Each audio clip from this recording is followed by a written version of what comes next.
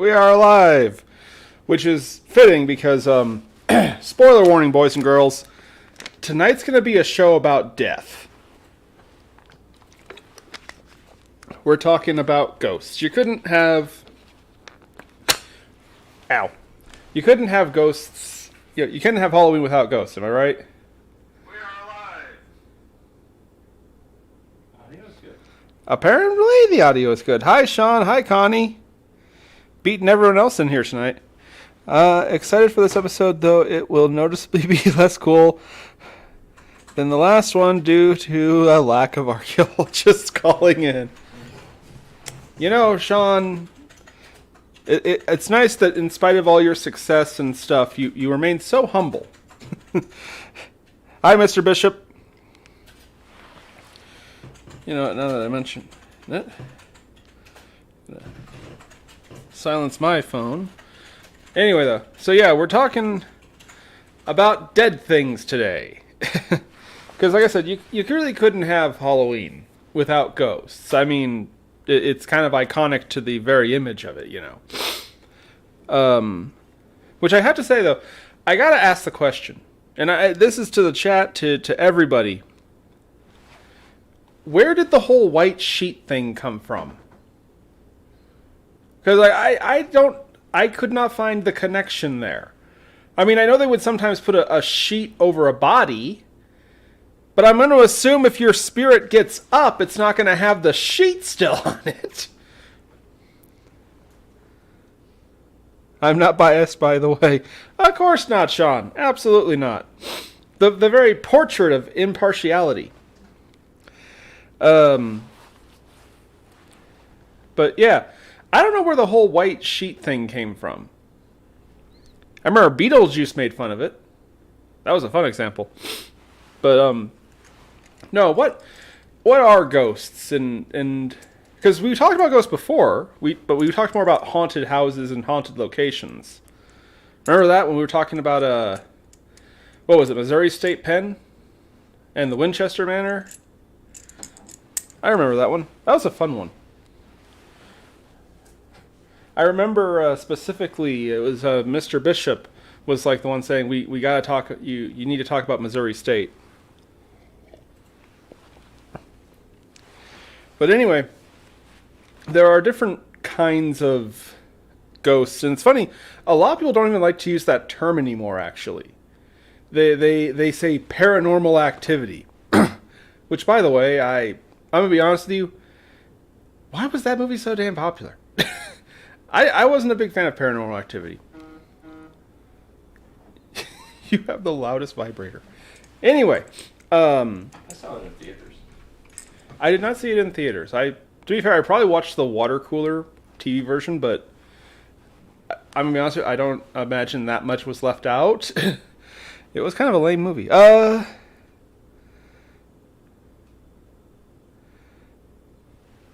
Yeah, Open Eyes, we'll be talking more about that next week, actually, the origins of Halloween. Which, by the way, we are going to be doing a special episode next week on Tuesday, which is, of course, Halloween, October 31st. So just keep that in mind, boys and girls. Next week, we're going to be a day early. But in the meantime, yeah, ghosts are varied. There's lots of different kinds of ghosts, and there's lots of different... things that are attributed to them, to hauntings and ghosts, sightings, and things like that. It's kind of funny, because a lot of people, well, not a lot of people actually, some people, they lump ghost study into cryptozoology, which... I personally say ghosts don't belong in cryptozoology. They're different. They're different than, Bigfoot or the Loch Ness Monster and stuff like that. There's a lot of different kinds of ghosts, too. Like, it really is so big, it kind of is its own study. There's poltergeists, which are probably the oldest kind of ghost, actually. In fact, poltergeist is where the term ghost comes from. Like most English words, it's actually derived from German roots, and in Germany they call them Geist. which roughly translates just to spirit. In the case of a poltergeist, it means noisy spirit. Now, poltergeists, of course, are famous because of the movie, which I'm going to be honest with you, I have not seen that in so damn long. I don't even remember how old I was when I watched Poltergeist, now that I think about it. But yeah, that's like one of the most common names people know about Poltergeist. Which is funny because Poltergeist is a very, very, very specific kind of haunting. Specifically, it is a ghost who moves objects. The reason they're called noisy ghost or noisy spirit is because a lot of people who talk about them say that they try to communicate. But since they can't be heard, they talk by moving objects and making noise, by, slamming doors or things like that. Personally, me, I don't care if you have a body or not, you walk into my house, you start slamming the doors, I'm going to ask what bills you pay. Just saying, like, I know what bills I pay in this house. I'll slam the doors if I want. What about you, buddy? I don't slam doors. I pay bills. I'm talking about, we have, back at the house, we have that one that supposedly lives in the hallway. Yeah. For context to the uninitiated, every now and then there will just be random bumps or noise in our hallway. Or there will be, like, out of the corner of your eye, there's just a thing. You should maybe move that thing. It is that is your version of the cereal. But yeah, no, we have a noisy spirit thing in the hallway back at our home. And there's Rosadoo. Rosadoo, oh yes, Rosadoo, the cursed doll, that I totally didn't get from China. She's from China. You sit there with your anti-famine. Anyway, how's everything looking? No? I'm kind of wondering where the heck is like my mom and my dad and Tara, actually. I don't know. Anyway, though. But, yeah. Poltergeists, despite being so famous, are actually very, I won't say obscure. They're rare. Because it's seldom that you get a spirit, or whatever it is, strong enough to move physical objects. There was one video I saw, and I want to say it was completely I personally don't buy it for a second. Of this girl who gets picked up by her hair and actually lifts off the ground. And I remember I was watching it, and I want to say you were there too. You were sitting there with me, Bishop. And I remember saying, okay, it's either fake or it is the single most powerful poltergeist ever documented. People do not realize how much effort these, whatever the hell they are, whether they're actually dead people, there's a lot of theories, and we'll get to that later, but it takes a lot of energy for them to interact with our world. So it's one of those things. One of the big rules for ghost watching, as I like to call it, watching these videos of supposed ghost activity and stuff, is you gotta look for the subtlety. You know what I mean? Because, no, ghosts cannot jump out of a closet like frickin' Freddy Fazbear and scream in your face. That is way out of their league. They are not strong enough to do that. And if they are strong enough to do that, get the hell out of there! I've always been kind of critical of the TAPS team from Ghost Hunters, but I will agree that their first rule, when in doubt, get the hell out, actually a pretty good rule for the paranormal investigators out there. So if you decide you want to go and explore places where there's dead people and stuff, oh hey, Tara is here. Which is funny, we actually were really thinking about doing that ourselves, doing a paranormal investigation. Because there's actually a couple cemeteries very close by to where we live. But the time and effort and energy just didn't manifest, and we didn't do it. These things are not as easy to put together as you might think. The stupidest thing I think I ever said and I mean this sincerely, this isn't me dumb. Like, I sincerely think the dumbest thing I ever said is, how hard could it be in relation to this channel? I remember that. I remember because people asked me, like, are you sure you want to do this, Kristoff? Do you have a plan for it? I didn't have a plan for it. I did not have a plan at all. I still don't have a plan. But I was like, how hard could it really be? I mean, we have cameras, right? That's what you do, right? You just turn the camera on, you point it at you, you start talking, right? Wrong. Wrong, wrong, wrong, wrong, wrong, wrong, wrong, wrong, wrong. So wrong. All the wrongs. All the wrongs. If you are thinking of starting a YouTube channel, by the way, do it. Absolutely do for it. I mean, seriously. Go for it. Just understand, it's gonna suck. It seriously does sometimes. But unfortunately, yeah, we just weren't able to put it together and actually do it. But I'm sure someday we will. Someday the stars will align and we'll be able to go and actually film some kind of a investigation thing.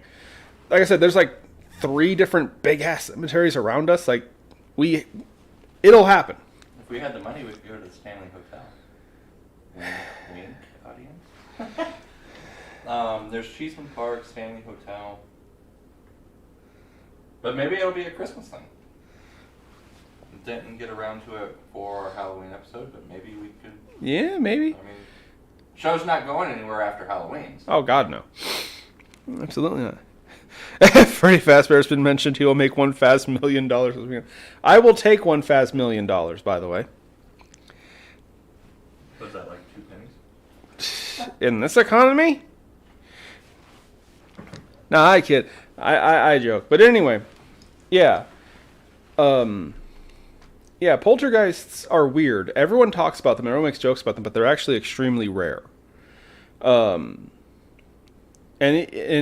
I've heard some people theorize that you'll only really probably see 1 or 2 acts of poltergeist activity in your lifetime. Because it takes them that much energy and that much strength to even move something a little bit. Like throwing an empty bottle across the room or something is something that takes a lot of effort. So, yeah. Good news! If something that isn't there throws an object at your head, it probably can't throw a second object.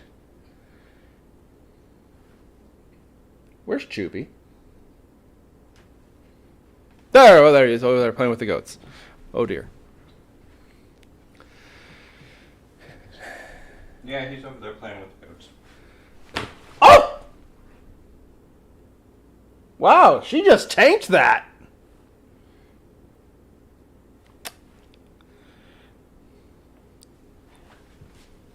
Poor precious bear. No. He missed. He missed and hit Famine, and that's the funny thing. Famine stays standing. Like half the time, I can take a deep breath and it knocks her over. Choopy, full force, flies into her, hard and steady as a headstone. But anyway, how much did? Oh fuck! He's feisty, it looks like, tonight. He is feisty tonight. He's gonna stay over here behind the sign. Poor Rose Dew. Oh, she'll be fine. Well, I know she'll be fine, but she might be upset.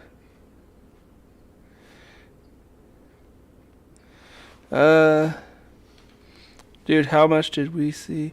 I had to pull down shade. Yeah. Oh, yeah. You seen our table back there? No. She's talking about the house that me and her grew up in. We lived in a haunted house, and we had lots of paranormal activity. I thought you meant when I. Oh no. Just seen the back of our. No. So yeah, as I've mentioned before, I grew up in a haunted house.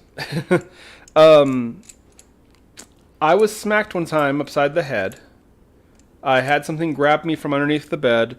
My sister got attacked a couple times, I want to say. Yeah, I'm not sure how to explain that one, because that house was freaky deaky.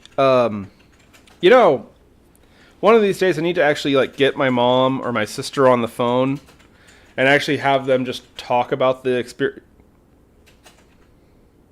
Hmm. Hey, Tara. Hey, Tara. You nearby a phone?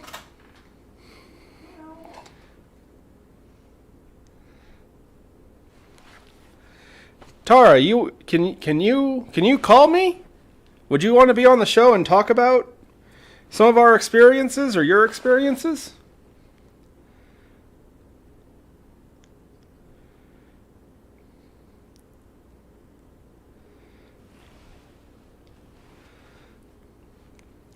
I'm gonna be honest with you. I'm serious, Tara. Don't laugh at me. I mean it. Dumb question. Yeah, no, let's do a call-in. Why not? Let's do a call-in. Tara, hit me up.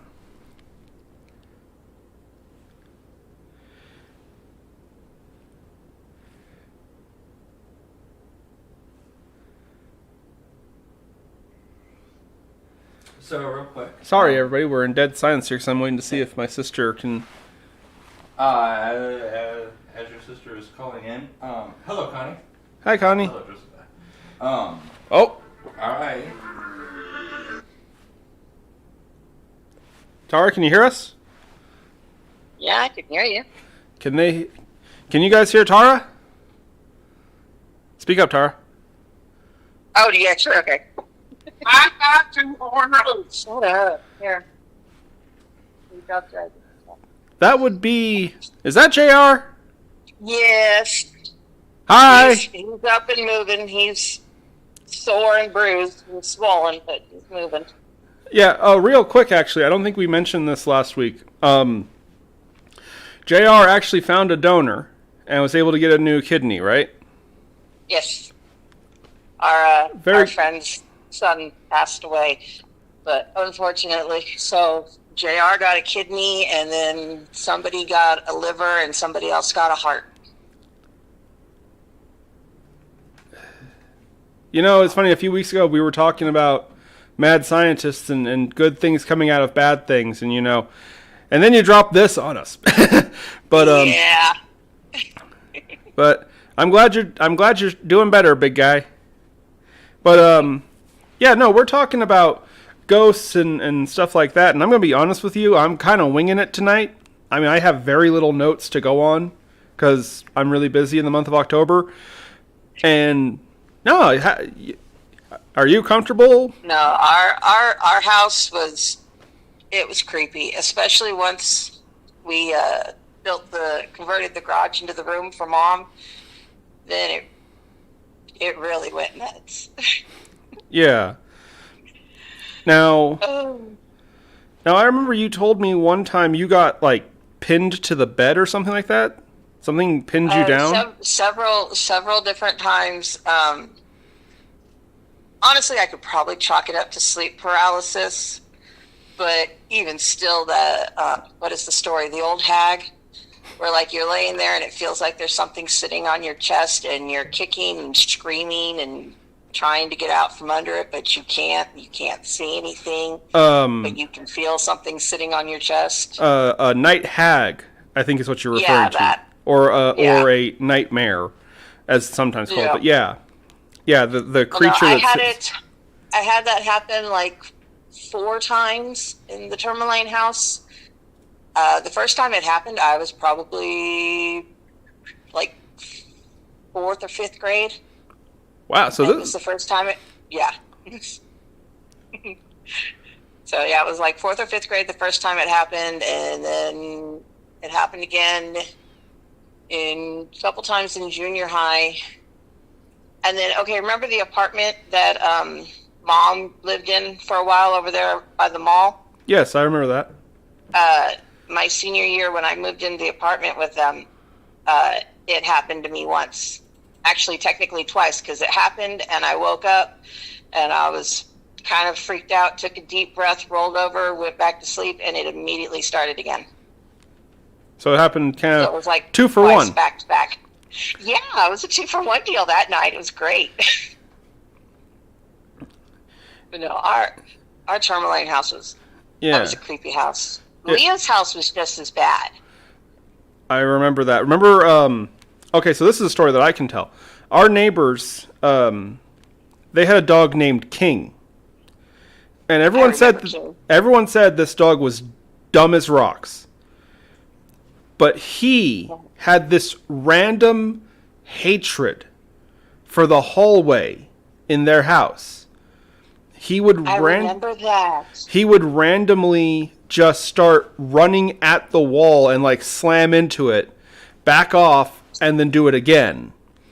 Like a couple. Remember that tapestry thing that she had hanging at the end of the hall? Yeah, she had. Yeah, for context, she had this bizarre. I don't understand why she had this thing. It was like a macrame thing from the 70s, but it looked like a skull with sharp teeth. Yes, she never saw it. I'm like, no, that is straight up a skull. No, she didn't see it. I don't. Yeah, no, I remember that thing. I did not like that thing. At all. And neither did. I think that's what King was always going after. He didn't like that. So it's really funny that you mentioned the hall thing with King running down the end of the hall, because our hallway, I mean, our house was basically a mirror of the setup for Leah's house. But with our hallway, down there at the end by where our bedroom was, I swear it looked like Grand Central Station. I would always see people walking out of the wall. And about the time they got to where the bathroom was, I would finally turn and look, and they're gone. And I had one of them play peekaboo with me. You told me about that. It was a shadow person. Yes, like it got to where the bathroom was, and I turned and looked, and okay, it was gone. But when I looked back to the TV, I saw the hands come out, and like it grabbed the what the heck is that? The door frame, and then it stuck its head out. And when I would look, it would pull back into the bathroom.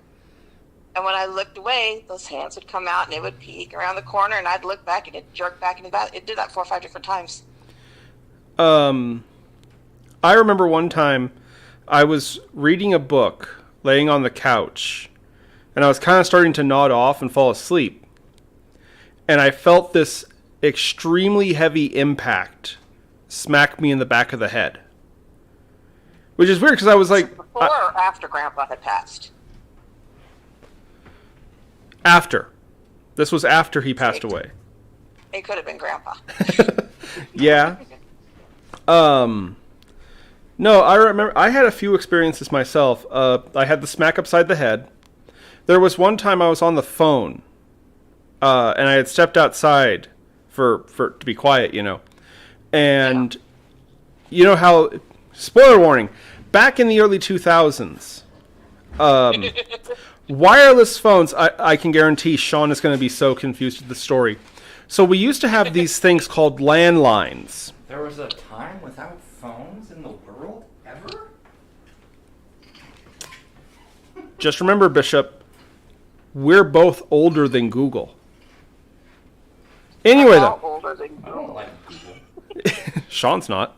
Anyway, though. So I stepped outside for quiet when I was on the wireless phone. Now, sometimes wireless phones, the farther you would take them away from their charging station, the less stable the phone call would become. And there was... Yeah, you pick up other people's phone calls. Well, here's the weird thing. I was talking to my friend Christian, and we were outside. I was outside on the phone.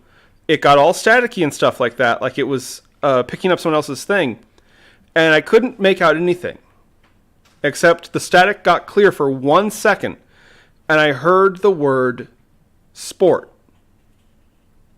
Yeah. Sport, for the uninitiated, is what Grandpa called me. I was always sport to him. Now... Oh, no, did Mom ever tell you about the dreams I had with Grandpa after I had the boys? I had one too, actually. Weren't you the one that was almost in a car crash because of Grandpa? Because of a license plate? No. No, I remember, because I remember you were talking about how everyone else was having, you know, encounters with the spirits and thinking it was Grandpa, and you were in the car with somebody driving, and like the car in front of you's license plate was heart sign Grandpa.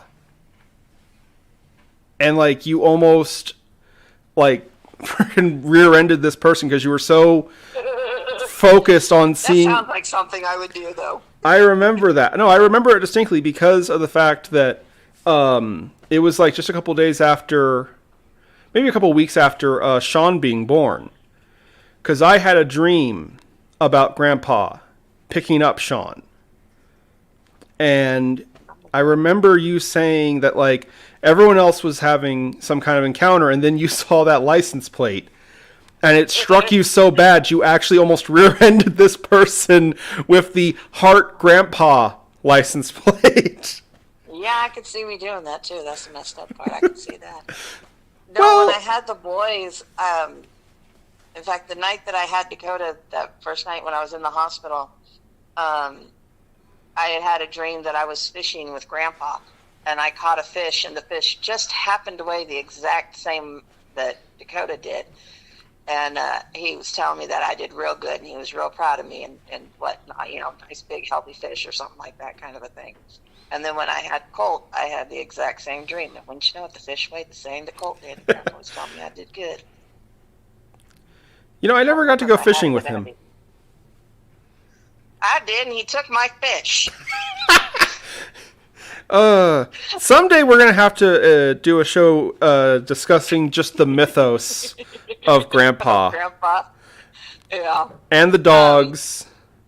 No, good Lord, that's a whole different kettle of fish. No, do you remember Mom getting hit upside the head by that mirror? In the bedroom there out in the garage? She had this long body mirror thing, and she had painted around it so it looked like it was framed in stained glass, real pretty. And she hung it above her bed for whatever reason in her little head. It was hanging up there, and I mean, it had been there for ages between us running it. I think we even had an earthquake at some point after she had hung it, and it was still up there. And she was sitting in the room on her bed one night, and it just was like, nope, and thunk, popped her right between the eyes. I She remember. had a scratch or something like that. But no, after, what was it? When Nicole moved in with us for a while, I was sitting in the little room where Mom had the window, and it had one of those pull down shades. And I was sitting there, and when you pull them down, if you don't pull them down just right, they kind of go up about an inch and then stop. Yeah. I was sitting there, and I think I was reading a book, and all of a sudden I heard it snap, like somebody had pulled it and let it go real quick. It snapped, and when I looked up, it was kind of bouncing and whatnot, and I said, all right, I get you here. I'm going to go ahead and leave now. And I got up and walked out the door. I don't know what was in the garage, but I was not playing with whatever the hell was in the garage. It could stay there. Whatever was in the garage was bad. I remember. I was not playing with that. I remember, and it's funny because I think I've mentioned this story before, actually. Duke, Major Ugly, Fathead, whatever you want to call him. Oh, yes. He was the bravest animal I've ever known. There He was wouldn't play in my garage. there was nothing he would not square up to. He was ready to fight anytime, anywhere, anything. Oh, he couldn't do anything. His lips were so thick. Except for whatever was in that garage. That was the only time I ever saw him act nervous or scared. And I'm not even being like hyperbolic. I mean dead serious. This is a dog who literally was barking and snapping at a storm. He got mad at a storm for raining on him, and he was ready to kick its ass. He was an interesting little dog. But yeah, no, he didn't want to play with the garage. I could go out there and do laundry, and like I was okay to switch around the laundry kind of a thing. But like if you actually went back into the bedroom part, it wasn't. Like during the day, I could go out there during the day and take a nap, but not all the time. But I could go out during the day and take a nap, but at night, No, there was something very not right about that room, which actually, that kind of goes into what I was going to talk about later, how different people try to explain what ghosts are. Are they dead people? Are they, what are they? Because there's a few different theories. Oh, hold on a second. Hello. Ahoy! Hi everybody, it's Cobalt. Outside Hi. smells like brownies and I have drugs now. This is a live microphone, damn it! Sound good. I want brownies. I sent you peach syrup. I get brownies. Oh, she's invoking dead on you. You have to share your brownies because she sent you all the wonderful pickled stuff. I can share with her the scent of brownies because that's all I got. Now I'm gonna want brownies. Anyway, Oh, though, now I gotta get such brownies now. yes, you do, and send us some. Anyway, though, it's a bit off there. Anyway, though, people try to explain what these things are, and I have to admit that there's some weird, explanations and so on. The one thing I've heard is that there are no ghosts. They're not actually dead people. They're all demons that try to distract us from, the spiritual world and stuff like that. And they're here to do evil I've heard things. that too. And see, my theory behind that is, okay, well, if the little hellspawn can come up and do their thing, why can't the heavenly stuff come down and do the exact same thing? See, my personal theory is that, if they exist, then it stands to reason they do. Because, to be fair, for all the horrible things we saw in that house, being pinned down to beds, being grabbed, senses of dread, Mom had a mirror dropped on her. Don't know why she decided to hang a mirror over her bed. Because it was pretty. Warm liquid running down his legs.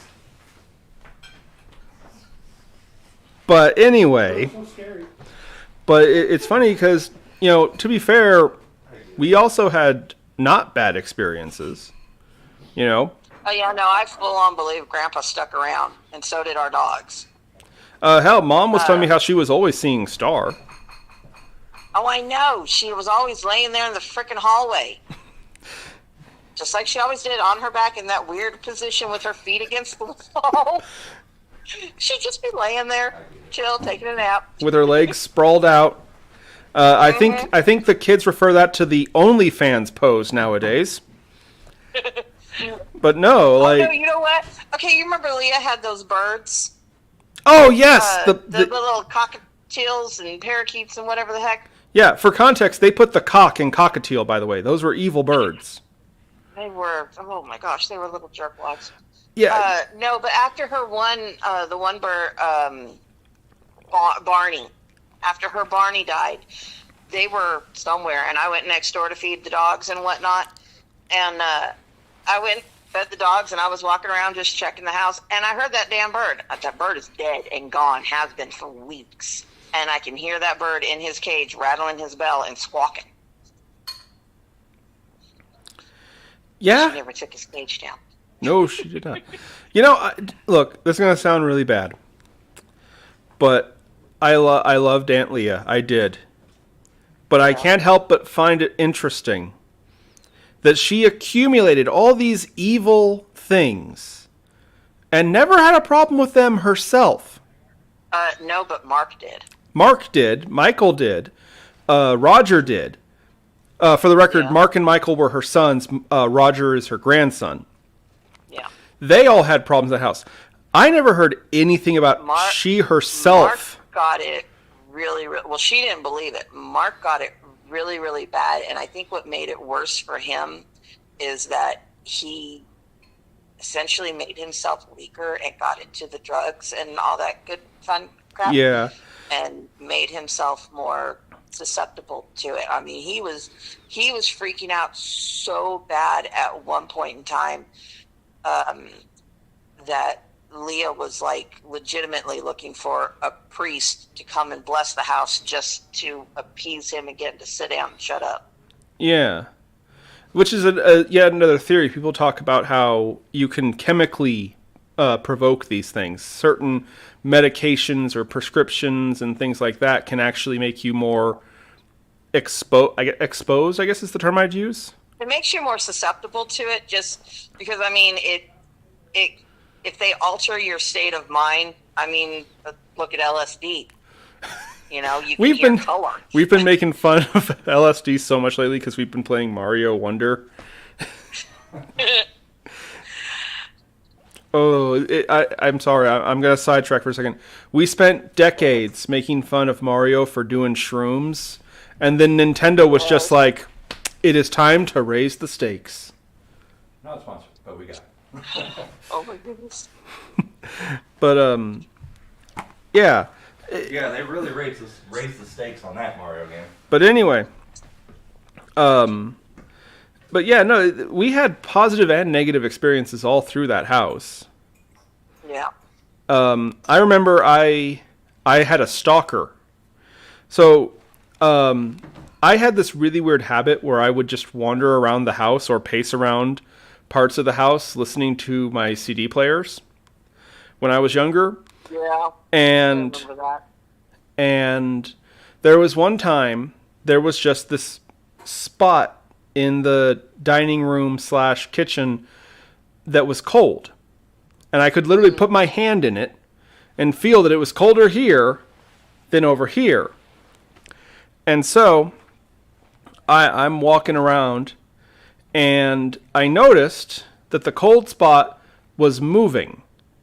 And it was like playing red light, green light with this massive coldness. And it wasn't aggressive or anything. I didn't feel threatened. Nothing happened to me, but there was this cold spot that when I wasn't facing it would move more towards me, and when I looked at it, it would hold still. Oh, okay. Do you remember when I was in the room? It used to be Mom's room. I think Coyne and I might have been dating at the time when that room there in the middle. Yeah. Or whatever next to our room. Okay, so my bed, when you first walk in the door, my bed was immediately against the wall to your left. And then across you had there was my dresser and this big old window, and then my closet was over there, and I had a chair in the corner. One of the times that I had gotten attacked, I was in the bed, and, you know, something sitting on me, whatever, freaking out, woke up crying, and I had rolled over, and I was just laying there, holding on to my little stuffed animal and stuff like that. But I had enough stuffed animals. There might have been an inch between my back and the edge of the bed. I mean, there was not even enough room for a person to sit on. But I could feel the bed dip down, like if somebody was not sitting but getting in bed and laying down behind me, and then I could feel their arms slide over my waist. And it was freaky at first, considering what had just happened, but it felt so much better. I instantly relaxed and went to sleep. So whatever it was decided to get in bed with me and cuddle up, kind of a thing, and I felt better and fell back to sleep. I don't fight with my inner demons anymore. Now we just cuddle. Yeah, pretty much. But see, now a fun little tidbit is that room was where Mom's grandpa passed away. Yeah, and it was like right before Christmas or something like that? Yeah, just before Christmas or something like that. He passed away in that room. In case I did not have a weird enough backstory for everyone watching the channel, yes, my great-grandfather died in my house, in my mom's bed, like 2 or 3 days before Christmas. Oh, yeah, it was great. But what's it called? But no, like a couple weeks after that, the wall that had the window, I had a calendar page with a picture of a horse on it, torn out, stuck on the wall. Yep. And I was laying there, and I noticed my lamp was right next to it, and the shadow coming off of between the chair and the horse picture, it had like the silhouette of a face. Like you see forehead, nose, lips, chin, the whole bit. And I thought that was really weird, and it was kind of creeping me out, but okay, so I got up and went over there, and I poked at the horse picture, make it move, and it moved. And it was the freakiest thing, because that face, or the silhouette of the face, was still there, but the shadow of the horse picture was moving on top of the shadow of the silhouette. And I was like, okay, cool. And I promptly got in bed and laid down and went to sleep. Yep. But no, great grandpa, when I was little, I had a dream that I was in the middle of the wood, clearing in the middle of the woods, and this old guy, I don't know who the heck he was, but he come over and he told me that he knew I didn't know who he was, but that was okay, and he would always be watching me. And I was like, okay, cool. And then he left me in the middle of the woods. Not a clue who this man was. And then later on, going through some pictures, it was Mom's grandpa. It was great grandpa. I remember. I'd never met the guy. I remember the one year I was in the FFA, because that was hilarious. we were in so Future Farmers of America is a thing in California. I don't know, they have other versions of it. It's big. It's big out here in Texas. They even have a junior FFA. Yeah. Well, anyway, so we would raise livestock to auction off at this yearly festival thing, and because of that, we would be on the fairgrounds when they were like setting up and things like that. You know, we essentially got in free to this fair because, I mean, we had to get there to take care of the animals.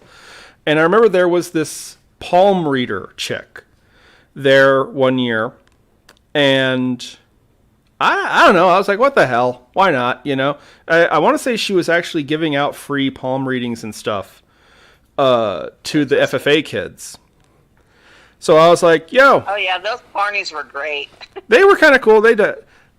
Oh, Mom just chimed in. It was Christmas Eve that he died. Christmas Eve. Okay, I knew it was around Christmas. 1976. He passed away on Christmas Eve. Wow. Anyway, though, back to my story. And I guess she was giving out free palm readings. Because I remember, like, I'm not going to pay for this crap. But I did it in that case. And this lady, she got really freaked out with me. Like, and here's the thing. I wasn't even, like, trying to be mean to her or, like, anything. I was sincerely like, okay. And I gave her my palm. And she looked at it and she looked at me. And she said she didn't feel safe giving me a reading. And I'm like, why? I'm not going to do anything to you. Why? And she said, it's because there's too many of them. There are spirits around you. And they're nice to you. They're protective of you. And I don't want to risk them thinking that I'm a threat because they'll attack me. And this was... That's interesting. Yeah. And no, she literally said she felt like she could not safely give me a palm reading because I had them protecting me. And she was afraid that they would misinterpret her intentions. And FFA, that would have been after... That was your freshman year. Yeah, so that'd be after Grandpa, after Duke, and Star were all gone. Yeah. And... That really would not surprise me if you had that trio following you around. Yeah, especially Star and Duke. I remember, was it you when I told you that my bullfrog Minos died? No, this was the first one, Hercules. When Herc died, you were the one who was like, oh, geez, now there's a frog up there with everybody else. Yes. I guarantee you Duke would fight him. Duke would fight a bullfrog. He would fight anything. He would fight the air if he thought he would win. Well, he thought he could win a lot. Yes, he could. Real quick, for context about Duke, he was a Shar-Pei, what's referred to as a hippo lip Shar-Pei, which means he had really thick muzzle, really thick wrinkles. His lips were literally an inch thick. And they rolled over his teeth, so he couldn't bite anything. That did not... He could bite, but... It was very difficult for him to do. He essentially didn't have bottom teeth. He only had his top teeth. Now, that did not stop him because he absolutely would fight anything. One of my favorite childhood memories with this dog is that he would sit on my bed with me when I'm playing games on TV, and he would be growling and, get all bristle-furred with enemies and stuff like that. He was ready to jump into that screen and kick the crap out of anything that he saw. I'm not exaggerating when I say this dog literally was the bravest animal I've ever met. He would fight anything except what was in that garage. I was on my own if I went to change the laundry or something. Like, oh, nope, the boy's going to die. Yep. How was it? Okay, do you remember for a little while, Mom had that little mirror hanging in the entryway to the house? Like, you come in the door and there was that little mirror or whatever on the wall right there across from the entry into the dining room? Yes, I remember that stupid thing. Okay. I was at home. I was by myself, and I was sitting in the chair, and I looked over, and I saw the reflection in the back of somebody's head. And I chalked it up to, maybe it's like in the door, something in the dining room, or, something hanging on the back of the door, because I couldn't see. I had a wall right there obstructing. But it looked like the back of somebody's head. And I didn't think anything of it. I looked back later and I didn't see it, but, okay, maybe I'm delusional, whatever. I will totally go with I'm delusional, losing my mind. I will absolutely go there. But y'all had come back from the store, and I told you to go face the door and stand in the entryway. And you were like, looking at me like I was insane. You're just like, okay. And I'll be like, okay, take a step to the left. Now step to the right. Forward, stop right there. And I could see you clear as day. But the back of your head, the reflection of the back of your head in that mirror lined up with what I saw. So if a person was standing there, I would have been able to see who was standing in the entryway. But all I could see was the back of the head. The reflection. And the reflection of the back of the head. But if for there to be something there, I would have been able to see the person from where I was sitting. And I know they had dark hair. It was short, dark hair. It was a man's haircut. So I figure it was probably Grandpa. But I was telling Mom about it later that night, and she was telling me that, sometimes she would see just the top of somebody's head walking through the kitchen dining room. Because remember, it had that big opening window thingy. For context, real quick, the way my house on Tourmaline, which we call the Tourmaline house, was laid out, there was a wall between the living room and the kitchen / dining room area, but it was a half wall. There was like a big opening window thing. It was like an opening, yeah. Yeah. But I was sitting on the couch because the couch was against that wall, so that opening was behind me. And Mom was in the chair, and I was telling her about it and explaining it to her and everything. And she was saying how she had seen several times what looked like somebody walking through the kitchen. And she thought it was you, because all you could see was the top of the person's head. She thought it was you walking from the kitchen to the dining room and coming out into the entryway to go down the hall. But when they got to where the little doorway was to go into the entry, they never got there. Nobody ever walked through and continued down the hall. And as she's telling me about this, I got this chill, like somebody ran their finger up my back, and Mom's like, oh God, there it goes again. And it scared the hell out of me. I was like, I'm not sitting on the couch. I'm going to go sit over here by you, Mommy. I'm going to go sit in my mommy's lap. You know what? Nobody ever really outgrows needing their mommy sometimes, okay? Like, there's no shame in that. It's weird, too, because, like, there's so many people I know who, like, are like, jealous of the relationship I have with my mom. And it's I literally... Because I've literally mentioned on, like, social media and stuff how my biggest fans are my mom and my dad, And I've literally had people come back like, oh, aren't you special having loving parents? It's like... Yeah, that's kind of the default, you freaking pessimistic bitch. Be jealous. Go for it. Be jealous. Okay, so my fun little ghost story is when I first moved to Louisiana. In fact, before I started dating JR, I was staying with my friend. Her grandmother had died in that house, and they lived like across the road from the river. And I would go and I would stand outside on the walkway and I would talk on the phone with JR. And I would see people constantly walking up and down the road. And as soon as I would turn to look to see who it was, they were gone. There were several of them. The only way I can think to describe them is they looked like slaves. You know, they had that Raggy, torn. Yeah, like the raggedy kind of clothes. They had the turbans and stuff on their heads and whatnot. There were men, there were women. There was one in particular. I saw her. She was the clearest I had ever seen anyone, and I intentionally did not turn my head and look at her because I wanted to see how long she would last and where she would go. But she had on, her dress was brown. And she had like a tan-colored turban thing wrapped around her head, and she had on an apron, and she was carrying something like a basket or box or something, but she was carrying something in front of her, and she's just walking down the road, and she got about to where the shed was at my friend's house, and just before she got to that, she just kind of faded away. But man, she was clear as a bell. And no, we had one night, my friend, I was outside talking to JR, and I thought it was my friend's husband, but I heard someone like in a kind of creepy, gravelly voice say hi by my ear, and I thought it was my friend's husband trying to scare me. And so as I turned around to tell him to knock it off, I heard my friend scream and hit the wall inside the house.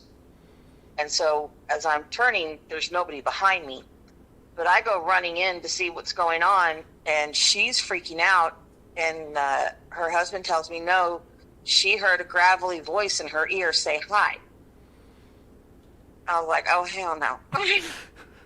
So I had to tell them about my experience. I'm like, yeah, no, I thought it was you, and I was turning around to smack you, and there's nobody there, and then I hear her scream. See, that happened to me. I've told you about that when I was coming home from work. Yeah, someone actually called your name, didn't they? Yeah, hi, Joseph. Hi, Joseph. And there's the creepiest thing ever, because I just normally looked, and I'm like, it sounded like one of the people I work with, and there's no way they're there. I'm like, hello? Okay. And I started walking fast. I'm like, no, there's no way. But yeah, that happened to me. I told you about it the night it happened. Yeah. And still, like, I heard it. I don't know what it was. Yeah. I remember back in Logan's Part when I was living with you guys, shortly after Pops passed away. Oh, yeah, he walked all around that house. Mm-hmm. No, because I remember we had the computer right next to the front door. Yeah. And I was on the computer a lot. And I remember, because we had that ramp. For context, Pops is my brother-in-law's father. And he was confined to a wheelchair. So there was this big ramp they had to build for the front house. And it was very simply put together. Nothing, it wasn't bad or anything. It was very, very clearly just, No, but it wasn't fancy. It was literally just some boards put down on 2x4s to get his wheelchair up. Yeah. I remember many times I would hear noise like somebody walking up and down that ramp. Mm-hmm. And it's funny, too, because there was a window on that front door that had a curtain over it. And there were so many times I wanted to move that curtain and look out onto the porch. But there was always something just telling me not to. Yeah. There was always this weird feeling that whatever was on that porch, I did not want to see it. Which, to be fair, Pops did not like me. You know what? He did. He did like you. I promise you that. He did like you. He was an ornery old Gus. He was, if I recall correctly, I was the Yankee fuck, I think was what he called me. He might have called you that a couple times. He called me a lot of things that I cannot say now. I'm not even sure everything he said to me was real. He just was so mad at me. Profanity was coming out. For context, I kind of helped look after him. I was kind of his nurse for a little while. And part of being a nurse is being a bit, strict and stern with people because, they need to take their meds, they need to do stuff. And he did not like me, a Yank, coming in and basically giving him instructions. But I distinctly remember he would call me the Yank or the Yankee fuck. Yeah, he called you that a couple times. He did. He did. I know we would hear him because he had the walker, so he could walk like from the bedroom into the kitchen, and I would hear him. You could hear him like shuffling, and the click from the walker. You could hear going from the bedroom into the kitchen. Yeah, which is interesting. It's weird how. You ever notice that sometimes ghosts don't act like ghosts? They act almost like a loop, a memory, Yeah. Like why would he have his walker? Why would they call it the residual? A residual haunting. The residual ones, I think that's just the energy left behind kind of a thing, Yeah. Because it's just a loop of something that happened, and I don't know that that's necessarily like the ghost or spirit itself, or more of the area where it's at, like the what do they call it, the stone tape theory. Yeah, like places with limestone, you find more hauntings in places, especially like really hardcore hauntings, in places where like there's limestone and water and stuff like that. Because the theory behind that is that the limestone holds that energy. Yeah. I've heard that, Stone tape. I've heard a few different stones are good at doing that stuff. Yeah. But, yeah, no. That would kind of suck, though, huh? You die, you become a ghost, and you still have a walker? Yeah. Or you die and... See, I think it's more like the memory that the place's memory, not necessarily Casper's memory of doing it, but like the area itself. Because so that house that we lived in there on Horn Road, that house was literally built in 1900. And when it was originally built, it was just the living room and the kids' bedroom, or whatever, that first bedroom off the living room. It was literally just that half of the house. Yeah. And then, I don't know, a dozen or so years later, they added on the kitchen, the bathroom, and the bedroom. So, but I mean, that house was built like literally 1900. Yeah, it was old as hell. Yes, it was. And it's still sitting there. Nobody's living in it. She is absolutely just going to let that property sit there and rot. If I had infinite money, I would love to go back there and actually investigate it and see if I could get recordings or anything. Okay, so we actually went by there when we went for Joe's daughter's funeral. We went by the house on Horn Road, and it is so overgrown. But if you go by, you remember that other road that ran around the backside of the, past the house going down the other direction? Yeah. What was that, Hall, I think? I think so. If you go down there, you remember JR's boats? Yeah. He had his dad's boat, and then our other landlord gave us the other boat because the tree fell across Daddy's boat. But both the boats are still there. And it is so overgrown, you cannot see the boats. You can just barely see the back end of one of them and the motors on the boats. It is so bad overgrown, you can't see the boats. You can't even see the house. Jeez. It is so bad overgrown. I would like to go back there, though. And Yeah. Because that place was just old and... It felt like not a happy place. Yeah, well, what's her name? Mrs. Brown, the owner. Her in-laws are the ones that built that house. Huh. So, Yeah, And but last I heard, she's still alive and kicking. no, someday when I'm rich and famous, we're just gonna When we throw hit the the lottery. yeah, we're gonna throw the bishop into a car, get the filming equipment, just drive over there and totally just camera raid the place, one last time. Yeah. That would be nice.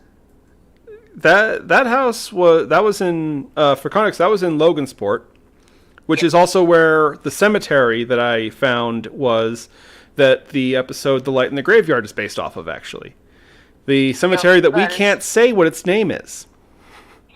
We don't even know what its name is. Oh, you don't know? It's got an abandoned church on it, and it's a tiny little cemetery. I remember going there one time with you. We went there at night. I stayed in the car. Yeah. Because I had the Sean and Dakota were in the back, and you went walking in there because there was this weird little light, and we thought maybe it was one of like those little decorative solar lights that somebody had put on someone's grave. And we saw it one night, so we turned around and we went back, and I parked by the church, and you went walking back there, and I don't remember if you actually made it into the cemetery or just as you got to the gate for the cemetery. But man, you stopped, you turned around, you came running. You were running back to the car, and I'm like, oh crap.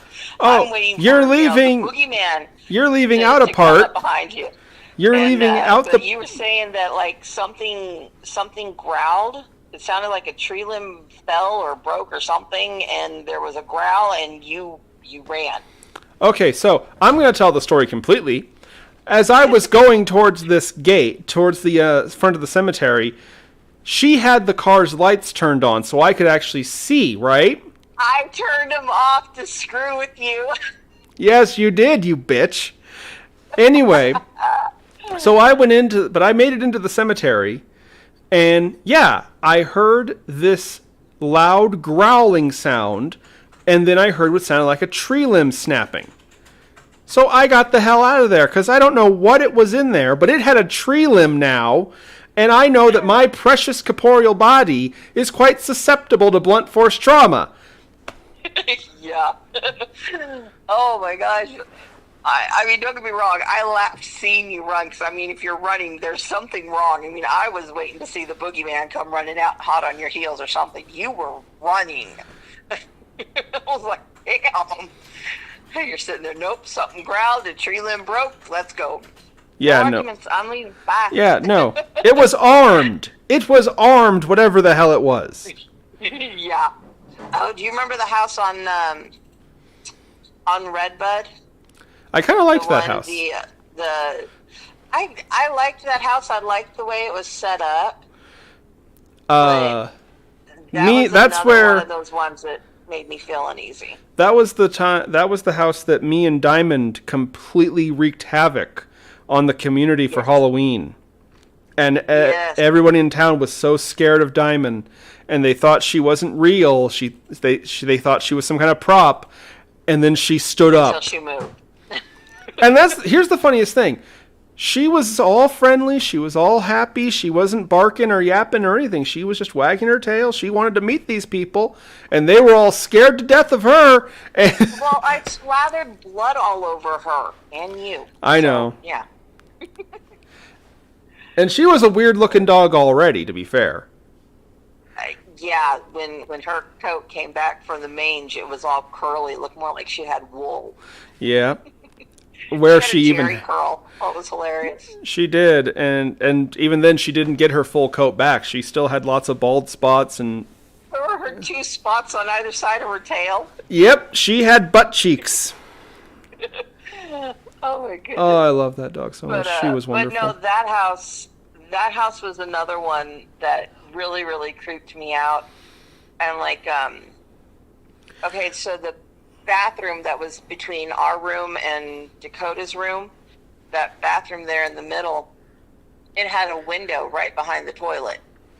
And that window looked out to the garage, which I never really went to. The garage was just, I don't know.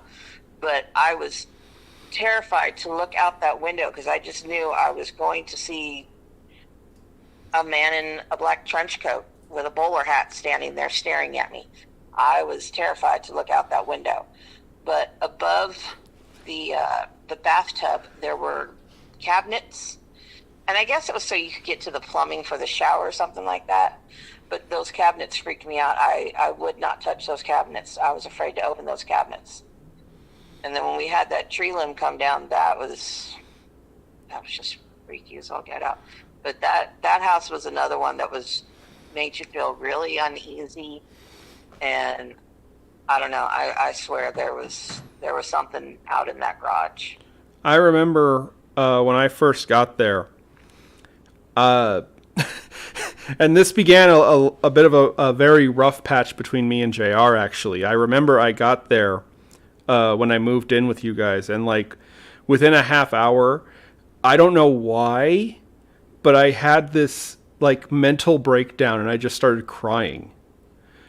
And I remember it was... Well, you also have to look at it, though. That was your first time moving out and not living at home. I know, but it was so weird because literally, like, and a few minutes later, I was fine. And it's like, I don't even know why it happened or how it happened. I literally just started crying. Yeah, and I remember that. I remember JR did not take kindly to it. Me and JR, we had a very rough beginning to our relationship. And it's funny that you mentioned those boats. I will always argue that those boats kind of are what made me and JR become friends. Because I remember I had gone for a walk into the woods. And I found these perfectly good condition, like 3 brand new fishing rods. And those are EJ's. No, they were out in the woods. Actually, ironically, very close by to where that cemetery was.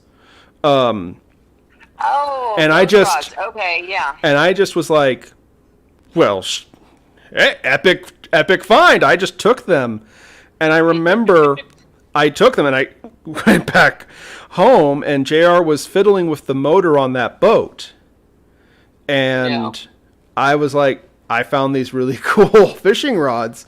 You want them, dude?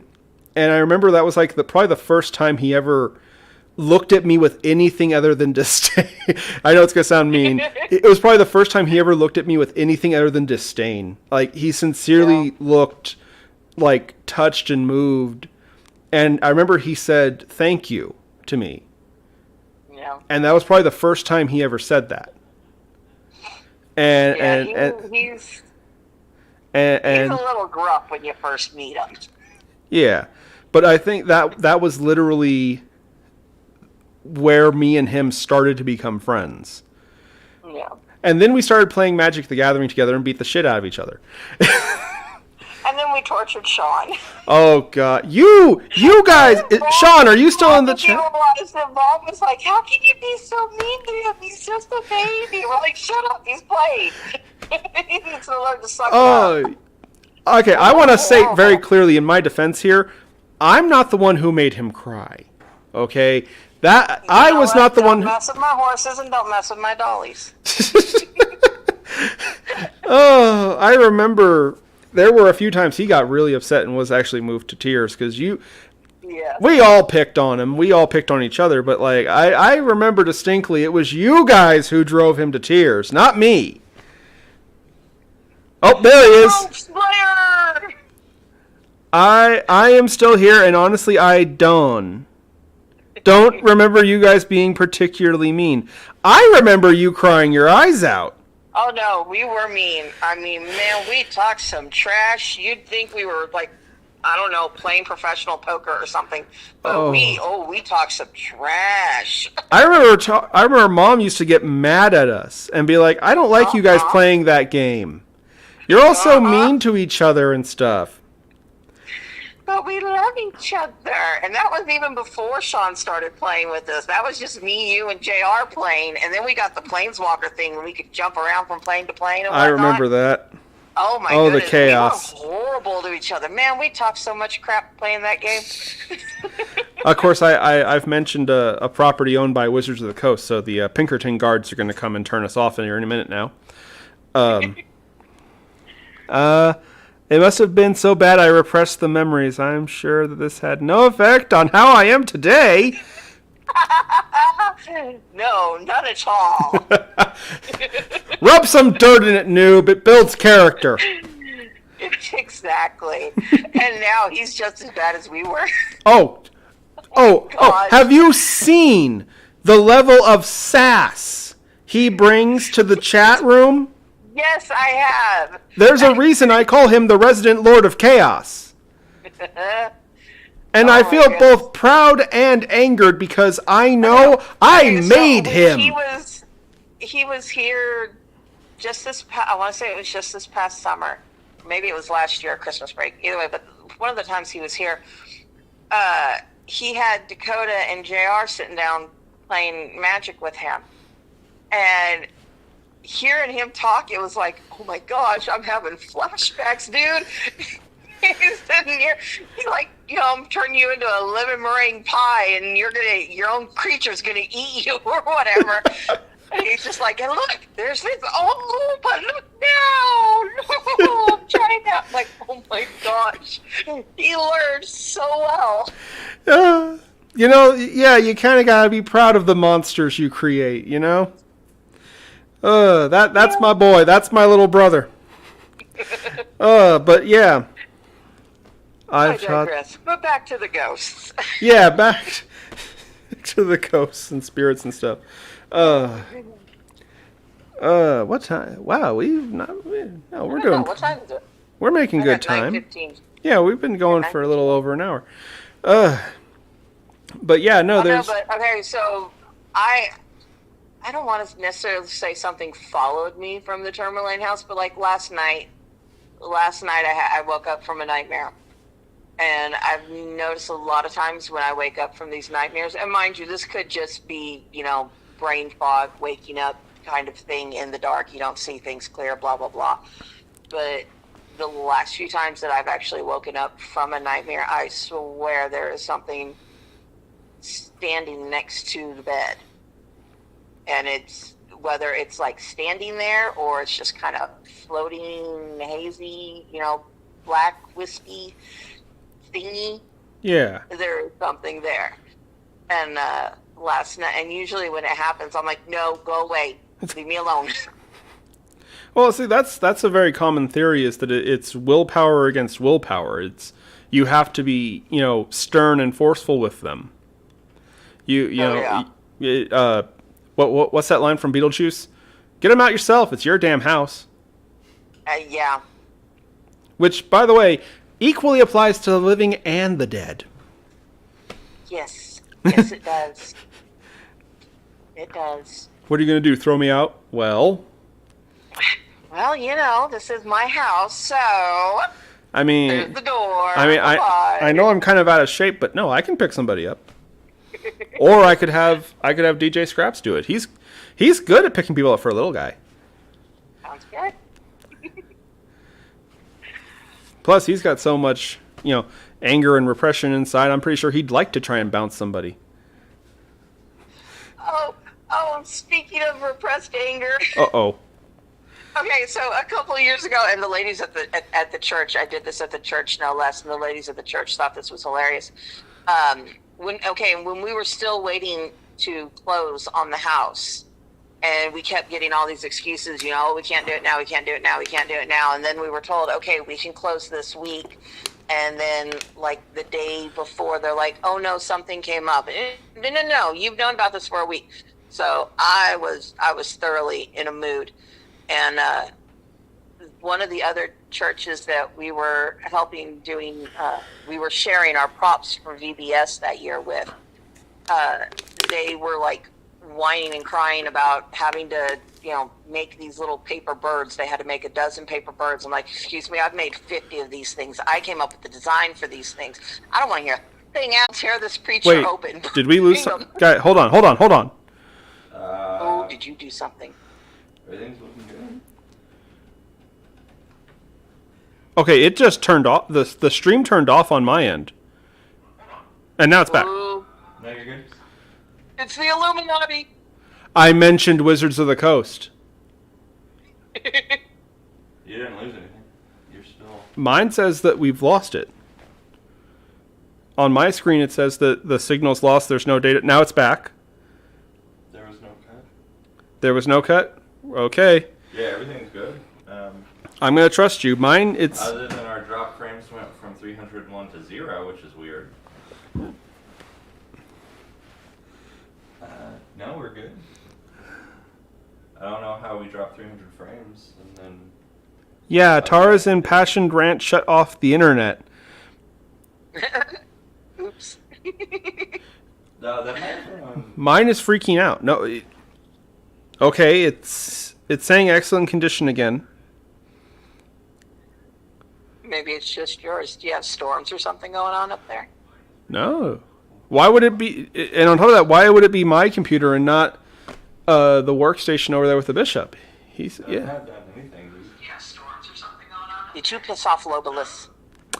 You know, he's still mad about the fact that he hasn't returned for an episode yet. Probably what. Such a drama queen. Did you piss off Lobalus? No, nothing happened on my end. Everything's still good on YouTube. Okay, seriously, Lobolus, if you knock it off, I promise, at some point in the next calendar year, we'll get you an episode. Yeah. Experiencing technical difficulties? You know? No, apparently not. Everyone else thinks I'm insane, but you know what? Fine, whatever. Anyway, though. Yeah, so, no, real quick, because actually, I remember one time I ticked off your church friends, too. Oh, it doesn't surprise me. No, so it was somebody's wedding, and we were at the church getting it ready. And I remember, Oh, okay, I know which wedding you're talking about. I walked into that church, and it felt bone-chilling cold. And I commented about that. It's like, why the hell do you have the AC blaring right now? And they were mad at me because they thought I was making a joke or something. And like, no, I'm serious. It is freezing cold in this damn church. Why do you have the freaking AC on? And they did not like me from there. Already from there, they didn't like me because they thought I was making a joke or something, and I'm dead serious. But later, we were helping set the cake up. And they were trying to use these poles, for a tiered cake, but the poles kept sinking into the lower layers of cake, and I couldn't stop myself. I said, "Ah, yes, the bane of many marriages, the stick won't stay up." Yeah. And I know what wedding you're talking about. I know whose wedding it was. And I remember one old lady absolutely thought I was the funniest thing on earth. She just loved me. That was the bride's mother. Everybody bride's else. mother, the one that thought you were awesome. Everybody else did not appreciate my sense of humor in a church. Nope. Which annoys me because I was not joking about it. It felt so cold in that church. Yep. And later, And with the cake, the reason that the cake wouldn't hold and stay standing is because it was so hot in the reception hall. They didn't turn on any kind of AC, and so it was ridiculously hot. And the cake, it wasn't an ice cream cake or anything like that, but the cake was literally like melting on itself, and that's why it wouldn't stay up. Yeah. And I ended up having to restack it because of that. Yeah, but I remember, I guess that would kind of count as a paranormal thing. I don't know, because again, I remember everyone else was saying it felt hot and stuffy in there, and I'm like shivering. Yeah, no. The church itself wasn't bad. The church itself was comfortable. Yeah, that was the wedding. She had me as a bridesmaid. And don't get me wrong, the dress was pretty. But on somebody my size, a backless dress does not work. No. At all. That is elven wear. Uh-huh. That did not work. But, she loved that dress. She had to have that dress. The other girls looked cute in it. My big old roly-poly butt did not. You gotta acknowledge your pros and cons. You know what I mean? And yeah, larger That people dress shouldn't was wear. definitely a con. But yeah, I remember that church, and I remember those churchgoers did not like me. Except for that one old lady. She just thought I was the most charming, that was the bride's funny mom. guy. She got a kick out of you. She thought you were fab. She thought you were hilarious. Her mom thought you were awesome. Like, yep, that's my brother. Yeah. I real quick to answer a question. Open eyes. Yes, I have stepped inside churches many times. Actually, believe it or not, and I have yet to burn. In fact, I have the opposite problem. I feel bone-chillingly cold when I walk into churches. Oh my gosh, I told a couple of my church friends that you refer to me as the unchristian Christian. Because you are. How does that work? And I have to explain to them, where we grew up, a lot of these quote-unquote Christians, they were not nice people. And when it came to, helping somebody or even just saying hello to that weird oddball person, kind of a thing, walking around in the flaming pants and piercings everywhere kind of a deal, they wouldn't. That person is a bad person kind of a deal. But yeah. So, they call themselves, they're fabulous Christians. But he refers to me as the unchristian Christian because I will go talk to the weirdo with 15 piercings, Well, I'm just going to point it out here, and I might be stepping out of line. When Jesus came to a town, the first place he went to was where all the bums and the prostitutes and the sick people hung out. Oh, yeah. He hung out with the lepers and the prostitutes and, the oddballs, the black sheep. Those are the ones that he played with. And the ones that wanted him dead were the church the church people. Those so devout people and stuff. Yep, but, yeah. I'll digress. Of course. No, DJ Scraps, he gets annoyed when I do this. Anyway, every time he gets so annoyed. It's like, you say anyway so many times in every episode. It's like, anyway. Off on these weird tangents, and it's like, yeah. So anyway, back to the subject. What were we even talking? Ghosts. We were talking about ghosts. Ghosts. Yes. Okay, so have you heard of? They call them the ladies in white or gray ladies. I've heard stories about individual women. But they're real common. A lot of they're all over the place. They're real common, but it's a woman and she's like, walking around in some kind of a white dress or a white nightgown or whatever, or she's kind of like in gray colors. But that they actually classify that as its own type of ghost. Because it's so common. The white lady or the gray ladies. Yeah, or because they're always in or gray. Yeah, or there's people talk about the man with a hat. There's a common ghost sighting of this shadow man who has like a wide-brimmed hat. It's like the Undertaker in retirement is just freaking the crap out of people now, I guess. I don't know. Yeah. No, you know what? I saw this, what was it, after his last heart attack, when he actually finally full-on retired. He's married to, oh my gosh, what is her name? Kelly? Do you remember Kelly? I do, yes. He's married to her. Yep, he was also married to Michelle McCool for a little while. Oh, that's right, he was, wasn't he? And she divorced him. Terry started dragging him to church. And so he's real big in the church now. But yeah, the hat guy, he's a fun one. Yeah, he's one of the more nasty ones. Briefly, I remember there were people who claimed to see a plague doctor looking guy, someone with like a bird mask. Wow, I haven't heard that one. Yeah, this one was a flash in the pan. It was like very briefly. A couple years ago, there were multiple people saying that they saw this shadow person who looked like he had a beak, like a bird mask.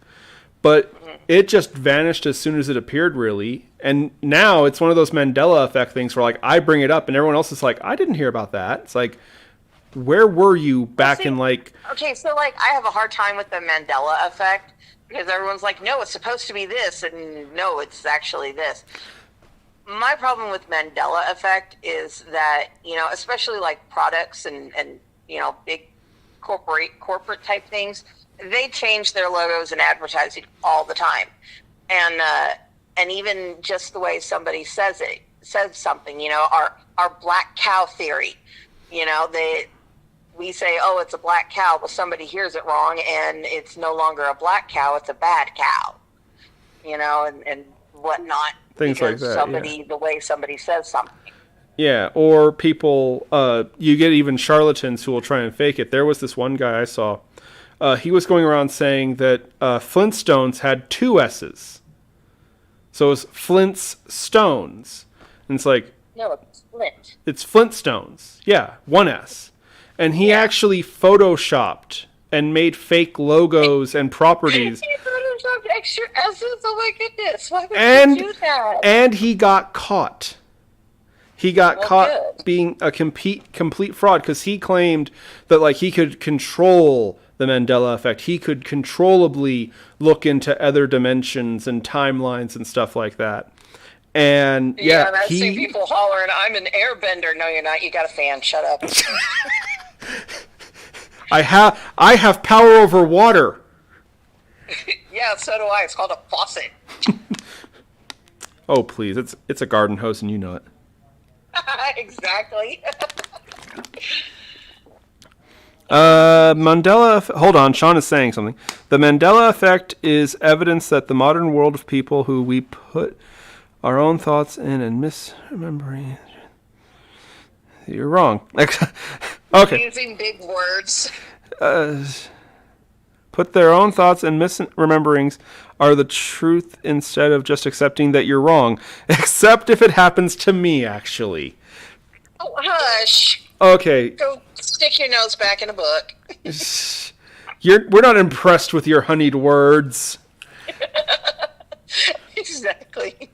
No, the Mandela effect is another weird one, and I've kind of wanted to talk about it on the show, but at the same time, it's one of those things where it's like, it's not even a question. It's like, no, dude, it's not you stepped into a parallel dimension or some crap because you remember I Love Lucy's entrance theme song was slightly different.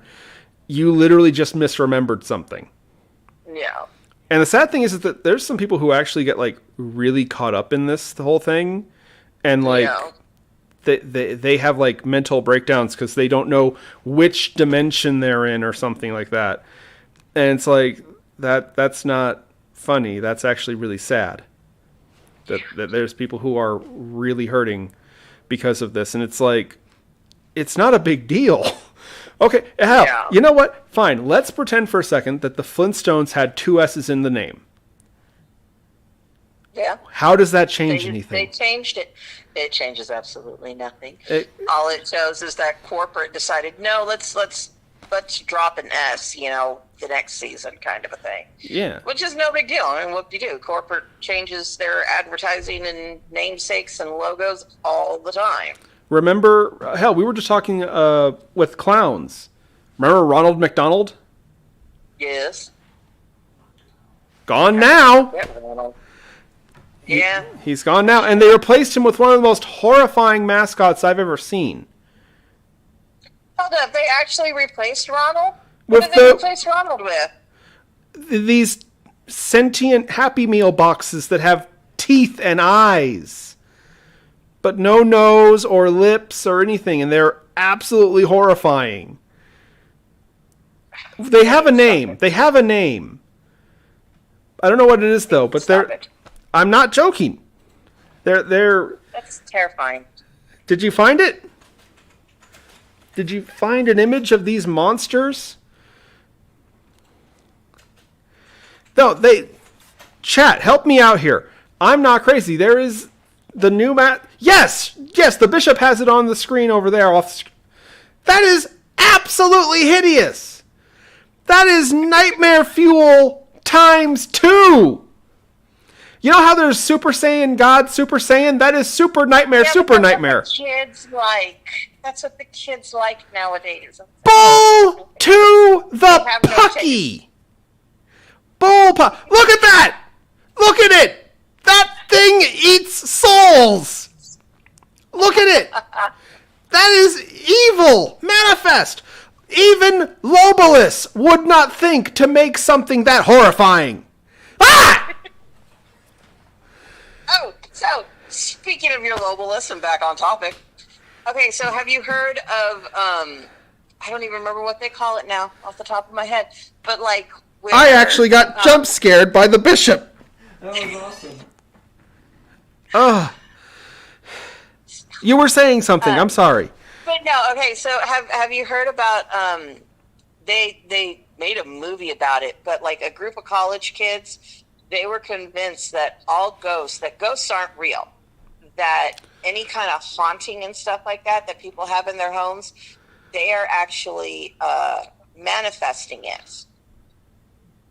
And so, like, there was like 6 or 7 of them. And they decided, okay, look, we're going to lock ourselves in a room and we are going to create a ghost. And they came up with a name for this ghost. They gave the ghost a personality, what he did when he was alive, why he died, all that good fun stuff. I want to say they called him something like Paul. They gave him some kind of weird basic name. But so they came up with this whole thing. And like, absolutely, anytime something, you put your car keys down and you forget that you put them on the counter and you can't find them. Oh, Paul moved it, or they would do something intentionally to screw with the other person. But they like literally created their own ghost or manifested whatever, this spirit thing. And, there is a technical name for it, and I can't think of what it is off the top of my head, but there is a technical name for it.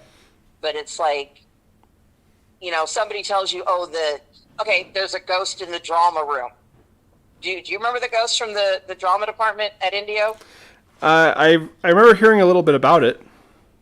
Okay, well, yeah, the story was there was a boy named Elijah, and he fell from the catwalk above the stage onto the stage and died on stage. Now, mind you, this did not actually happen. But those catwalks are freaking creepy as all Christendom. And the fact that Miss Douglas had a coffin up there in the attic in storage did not help matters. So, but, you keep telling the story, and the way this theory works is you keep telling the story, even though absolutely nothing happened. You keep telling it, and eventually you will quite literally create whatever the spirit is. And the haunting that comes of that is because of this thing that was created. It's not actually a spirit. It's not a demon. It's not anything like that. It's just some weird little thing that was created out of the ether. And I can't think of what it's Tulpa. called now. Tulpa. It's Slender Man. Or a figment. Yeah, it's like Slender Man. Slender Man was just a thing, and everybody believed it was real. And now supposedly it can affect the world. Yeah. Yeah. Yeah. And so now people think it's actually there. Which, by the way, that actually goes to one of the explanations for ghosts is referred to as scaring yourself. So there's a common theory. If you ever feel alone, turn off the lights and watch a horror movie. You won't be alone anymore. Yep. But no. So this goes into the theory of telekinesis, psychokinesis, stuff like that. The ability to manipulate matter with your mind. Now, the theory goes that a lot of people who are this way, who have telekinesis and stuff, they don't know it. They don't know they themselves can do this. And so they'll have flares where this power, activates, and they think it's a ghost. Another one is astral projection. People claim that they leave their bodies for times, which is actually interesting. And I was talking to the bishop about this not too long ago. There are two kinds of people in this world. There are people who claim that tapping into that unseen world, whether it's having an encounter with a spirit or astral projecting or doing a seance or something like that, is the most terrifying thing you can experience. And then there are other people who say that they can do it, no big deal. Like they can do it all the time. It's not so bad. It's just an astral projection. It's fine. And that kind of bugs me, actually, because you have these two very contradictory ideas. Yeah. And I'm not saying that people who do seances or stuff like that are liars, per se. I'm just saying it makes a lot more sense when people say that this is a terrifying thing. Because, like, all through history... My thing with that is, like, okay, I think it depends on the people that are doing it. Because, I mean, we all go through that Hot Topic phase in junior high and high school. We all go through that Hot Topic phase. It's not a phase, Mom. Are you kidding me? I just recently got into an argument with Dakota over a pair of trick pants that I bought, like, my senior year of high school, that I'm still in love with, and I will not give up. I fully intend on wearing them again. And I'm literally inches away from... You'll get there. You'll get there, dude. But no, Hot Topic is not a phase. I am surrounded by dead animals here. I still love Hot Topic, but we don't have one out here. We have one at the mall. Flashy lights. Okay, so the nearest mall to me is in San Antonio, and that's like an hour away. And I got flashy lights coming up the road. Who are we? I think it's an ambulance. No. Where is it going? Oh, my South Park jokes get shut down. Okay. Nice. You okay over there? Yeah, I'm looking to see if it's going to go towards Pearsall. Nope, it's going straight. Oh, it's going into more. Okay. It is a paramedic. Yeah. Ambulance. Anyhow, Yeah, we could hear it. But no, see, I think it depends on the people. Because, like, you get, I don't want to call them fakes, but, like, you get the ones that are like, oh, yeah, I'm so into, goth and ghosts and vampires and stuff like that. But they don't have the respect. They see it as more of a game kind of a thing. It's an excuse to wear heavy eyeliner and crap like that. And then you have other people who know what it is, who have had experiences, and they have a healthy, respectful fear, knowing that this could absolutely go tits up at the blink of an eye, so you really don't want to play with it. But if you're going to, at least use the proper padding and protection, kind of thing. Always, So always wear protection. Yeah, when I skin my hands. But I think a lot of it has to do with the people that you have doing it. You get... I've had enough experiences that I'm like, I don't want to touch that with a 10-foot pole, but I will babysit and make sure that you don't do something stupid. I'm not playing with you, because you will do something stupid, and you will get something attached to me, and then I will have to kick your ass. You got me demonically possessed. I didn't get possessed. I was just attacked. They tried to possess me. I don't know. There have been plenty of times, every house I've been in, there have been plenty of times where I'll get that creepy feeling, just walk through, no, you need to get out of my house now, and I will start yelling. There's nothing in my house, nothing going on, and I will start yelling at things, get out of my house now. Real quick, we're talking about, spirits attaching themselves to stuff. Bishop, is it me, or has Jesus seemed just generally in a better, happier mood ever since he opened up that demon in a box? Hasn't he? He was going to come over today, literally 20 minutes before the show. Yeah, but we were already setting up, but he'll be here for Halloween. Yeah, he'll be here next Tuesday. Tuesday, October 31st. We're going to be doing an early episode, so be there. Because, I got the message. I might actually be able to be there for that one. Our church is doing a trunk or treat. So we get to decorate the back end of the car and hand out candy. Those are okay. Those are fun. They are. I mean, I miss our Halloween, our childhood Halloweens, where we'd sit there and, good Lord, you and I would go out walking by ourselves, and we were all over Indio. We were everywhere in that neighborhood. But now it's not safe. It really isn't. Yeah. Yeah. But I guess that's why trunk or treats are kind of cool, too. You know, it's Yeah. not the same, but it's It's something. It breaks my heart. The last 2 years, we here at back of the house, we've gotten so few trick or treaters, and we actually like put out signs and stuff saying, "Hey, trick or treaters, welcome. We have candy. We won't kidnap you. I promise." You know, the thing that bugs me is the urban legend about putting drugs in candy. It's like, do you know how expensive that shit is? I am Oh, I know. not giving your kid free drugs as a prank. No, but they I'm have giving myself they have drugs. legit found things like razor blades and But stuff those, like that. but those were proven to be inside jobs. It was the kid who found a razor blade in his candied apple. That was his own grandma who did it. Really? Yes, that was That his part I didn't grandma. know. It was an inside Wow. thing. It did happen, but that was his grandma who did that to him. Wow, that's messed up. I agree. That's Well, really messed I'm up. not a stranger doing I mean, I know our grandma got a little woohoo there at the end, but I don't think she'd ever put razor blades in our candy apples.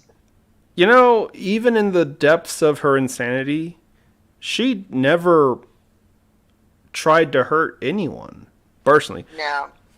She She was was- grumpy and argumentative, but I mean, you know, that Oh, kinda she was comes an with age. she was an angry woman in the end. But no, she never Yeah. tried to hurt anyone. No. She never did. She could have, though, for the record. She was. I mean, we talk about Grandpa being a crazy old bastard. He married her. Yeah. For the record, I Yeah. can say that. It's my grandma. But anyway, we're getting pretty, actually, well over time. Yeah. Wow, time has Oh, gone are we? by. Yeah, no, it's Well, already. it's 9:45. Yeah. I got 9:45 on mine. Well, I'm an hour ahead of you. Okay, I'm so behind real quick, my friends and I, we decided to play with a Ouija board, you. Oh no. but we I hadn't gotten my Ouija. I hadn't gotten a Ouija board yet. We crossed into that, you know, playing part, Uh-oh. and we took like a piece of cardboard and we wrote out the alphabet on the cardboard, and we had a piece of plastic from, like, you know, those little plastic drawers or something like that we had broken into a triangular shape, and it was kind of funny, you know. We played around with it. I actually ended up getting scratched, and I mean, it wasn't like one of these huge, you know, it ripped my arm open and I looked like a bloody fountain kind of thing. It was just a really small little nick scratch thing. Honestly, it probably could have been from the piece of plastic that we were playing with, but I ended up getting scratched. But in our playing with it, I went back to the to Mom and John's apartment, and I was in my room, and I had a fan, and it wasn't plugged in. I actually had it in the closet because it was comfortable enough in the bedroom, so the fan was just in the closet. But you know how, like, with those tall fans, if you turn them, how they'll click or Yeah. whatever, you know, the oscillating fans. Yeah. It was in the closet, and I was getting ready for bed, and I heard that fan clicking, like somebody was turning it. And so my dumb butt, I started talking to it, thinking it was one of the spirit that we were playing with at my friend's apartment complex. And that was the night that I ended up getting attacked twice. The 2-for-1 special. Yeah. I got scratched. I came home. I heard the fan clicking, and I started talking to it and using the name that it gave, and I got attacked that night. So yeah, Yeah. if you're gonna play with it, know who you're playing with, and please play with it correctly. Yeah. It You- sounds cliche, and a lot of the horror stories I've heard around Ouija boards, I think that's just overacted teenagers being stupid, Oh yeah. you know, kind of a thing. I think a lot of them can be chalked up to that, but Well, don't be stupid. no, because here's the thing. and this is something that people rag on me about. It's like, well, you believe in ghosts and spirits and stuff, but you don't believe in God. Well, one, there's a bit of a difference. There's a margin of difference between a God and a spirit. But no, there are things in this world that we do not fully understand, that do not play by the same rules that you and I do. Yeah. And there is such a thing as exposing yourself to that. Now, whether it's a god or a devil or your Aunt Gertrude from 6th generation, we are gone. We are dead as a doornail. Aunt Gertrude. You Error. should have brought up Aunt YouTube Gertrude. is... No, you literally mentioned God and everything just started shutting down. Hold on a second, Tar. No, we're back. Poor. No, we're back. We're back? Yeah. I think so. But I mean, I was planning on wrapping it up anyway. For the record, okay, if I gave somebody offense, I want to state very clearly, Yeah, we're back. I don't know. I can only say what I personally think. Yeah. Personally, it seems a little petty, buddy. But anyway, yeah, I guess we should wrap this up, though. You know, I'm not sure what was more dangerous to the channel, that we mentioned Wizards of the Coast, or that I suddenly mentioned God or the devil. And Aunt Bertha. Aunt Bertha from 6 generations ago. Yeah, We are. friends again. Okay, I think it might be time to wrap this up. Tara, thank you for being on, though. Yeah. Thank you for What being... you said, but it just started crashing. Yeah, we're going to wrap this up. Thank you very much, Tara. No problem, dude. I'll talk to you later. Bye. Bye. Bye. Okay, assuming you can still hear the sound of my voice. We're still whatever you said. That was my... I got all red. And I mentioned... Well, see, I could argue I mentioned that there is something that exists beyond the physical. Whatever that may be. You know... Okay, we're never going to mention Aunt Bertha again. Do not invoke the rage of Aunt Bertha. Anyway, though. I am Kristoff N. Chester. That was my dear sister, Tara Winchester.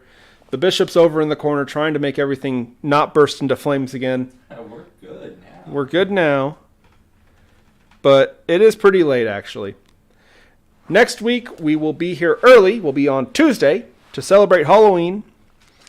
We hope you're all there. In the spirit of the season, go check out The Light in the Graveyard. It's a wonderful episode. I think we put the link to that episode in the comments. We did. Cool. Do that again. Yeah. But that was Ghosts. Never again will we mention those things. Didn't you have the link? I thought I did. Anyway, like I said, I'm Kristoff N. Chester. Next week, we're going to celebrate Halloween with a bang by talking about Halloween itself, its origins, how different cultures have had their own versions throughout time. We're going to get to the bottom of this whole Halloween thing, because you know what I think? I think there's a conspiracy afoot.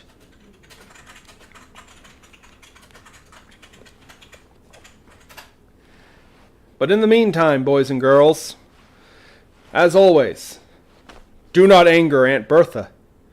And keep checking the shadows.